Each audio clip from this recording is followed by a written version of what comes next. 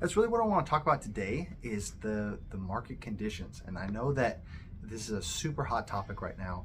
There are so many people talking about, what's happening with the interest rates and the Fed and recession, all of these factors that are certainly worth talking about. They're certainly worth talking about. The only problem is that most of these factors that everybody's talking about fits into a macro information category.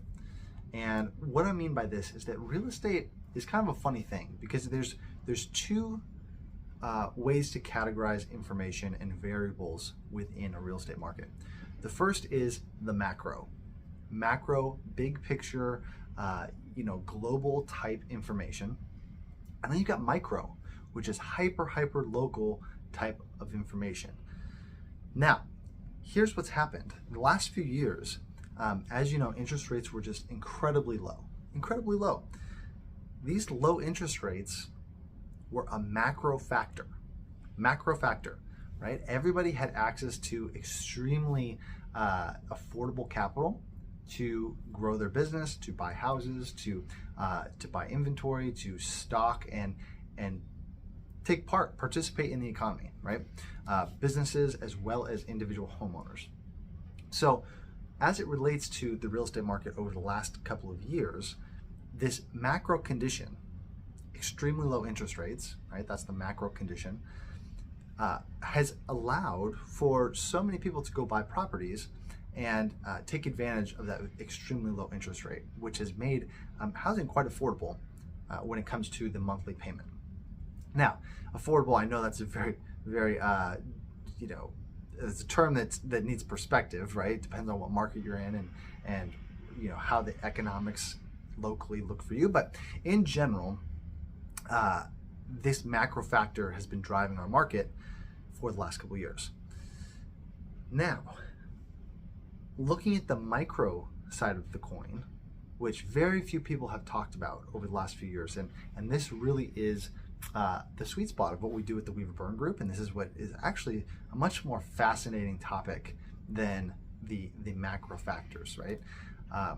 Yes, the economy is doing X, Y, Z. The interest rates are, what they are. There's things happening globally, all those macro factors, and they are important because they give context to the micro.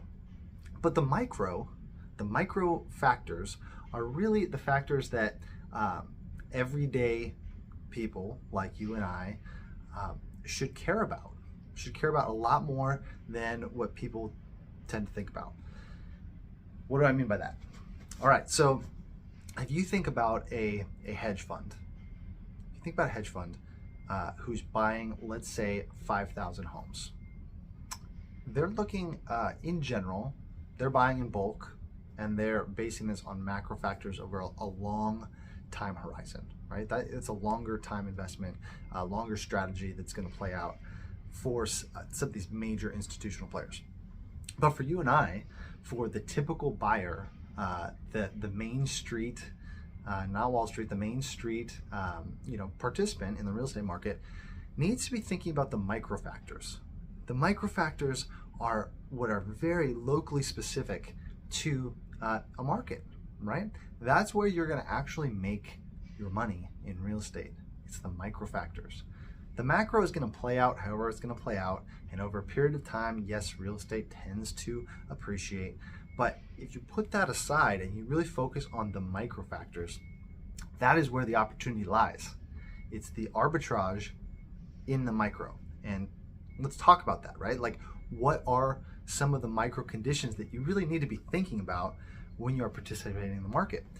Because if you get those right and you make the decisions based on the micro, that is where the opportunity is.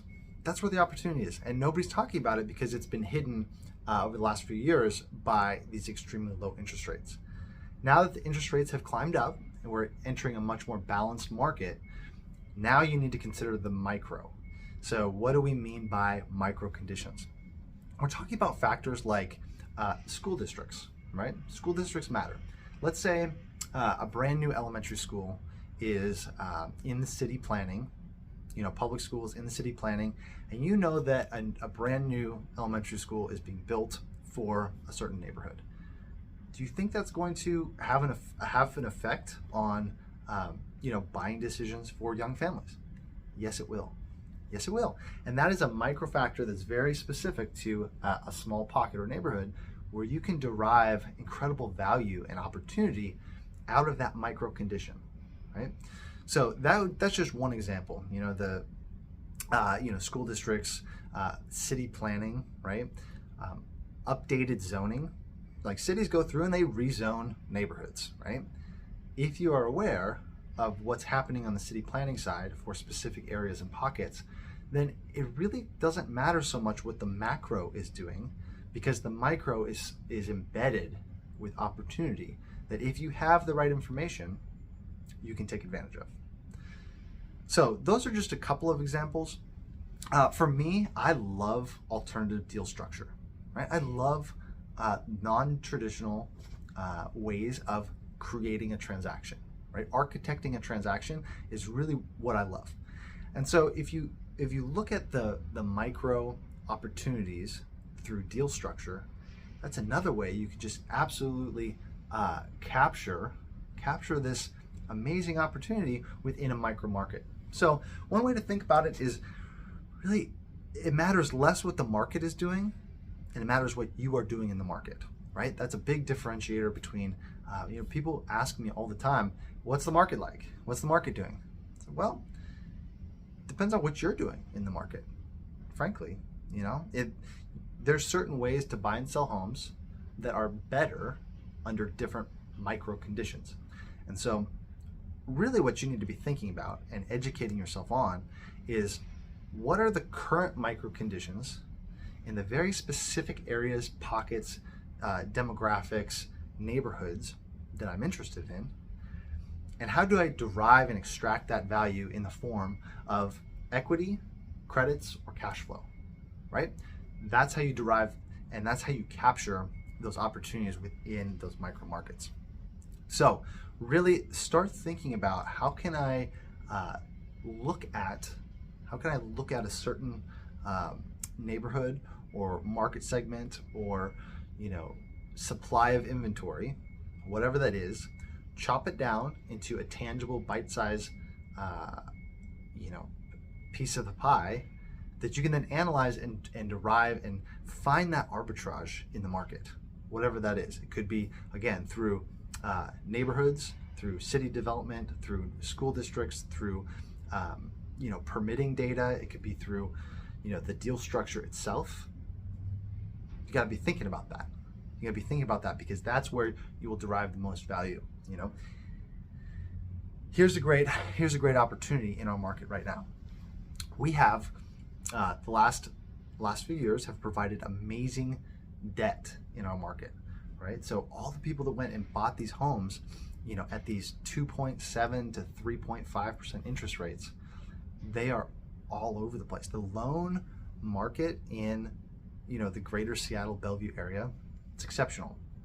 Lots of low interest rates. Now, because the market has shifted on interest rates, everybody's focusing on the macro, right? Those prices have come down and softened and offered opportunities to buyers in a much more fair market.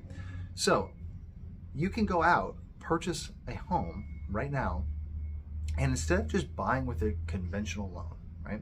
You just buy traditionally. If you pair that and you stack it with a micro strategy, then you can take advantage of both the lower price that we're seeing in the market, as well as capture that lower interest rate through the form of a loan assumption or a subject to or loan wrap, right? So we can use these micro strategies in these very specific situations, that might be specific to the seller, buyer and seller individually. They have different conditions that they are transacting within. So we look at those conditions, those micro conditions, and we formulate and we bring in and we stack a strategy that is right for those conditions. You can absolutely derive and capture amazing opportunity by doing this and starting to think this way about the market that you're in and the goals that you're trying to achieve. That is really the place to start. Start asking yourself, what am I trying to do? What are my goals in the next 5 to 10 years?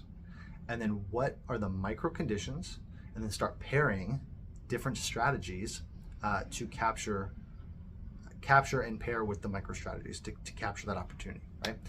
So anyway, it's just a different way of thinking about real estate, and not so much as like, hey, what's the market doing, but it's really what should I be doing as a participant in the market to take advantage of these micro opportunities based on the micro conditions. So anyway, just some food for thought.